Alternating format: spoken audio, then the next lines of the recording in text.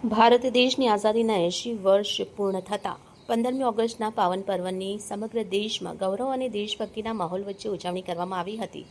ત્યારે સુરતમાં પણ વિવિધ સ્થળોએ ધ્વજવંદન સહિતના કાર્યક્રમો યોજાયા હતા અને સમગ્ર સુરત શહેર તિરંગાના રંગે રંગાયેલું જોવા મળ્યું હતું.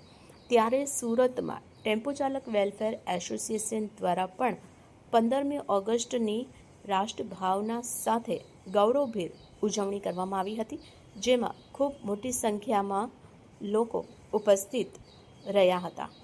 આ દ્રશ્ય સામાજિક એકતા અને કોમી ભાઈચારાનું સુંદર ઉદાહરણ પૂરું પાડતું હતું.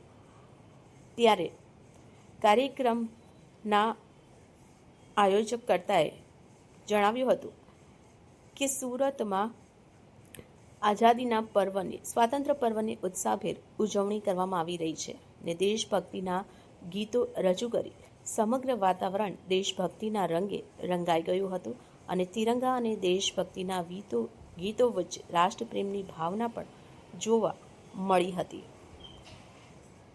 80મા સ્વાતંત્ર્ય પર્વની ઉજવણી માત્ર ધ્વજવંદન પૂરતી સીમિત ન રહેતા દેશભક્તિ, રાષ્ટ્રપ્રેમ, સામાજિક એકતા અને ભાઈચારાનો સંદેશ આપતી બની રહી હતી. આમ દરેક સ્થળે તિરંગાની આન બાન અને શાન સાથે સ્વાતંત્ર્ય પર્વની ગૌરવભેર ઉજવણી કરવામાં આવી હતી. Bureau report A to Z news, Surat.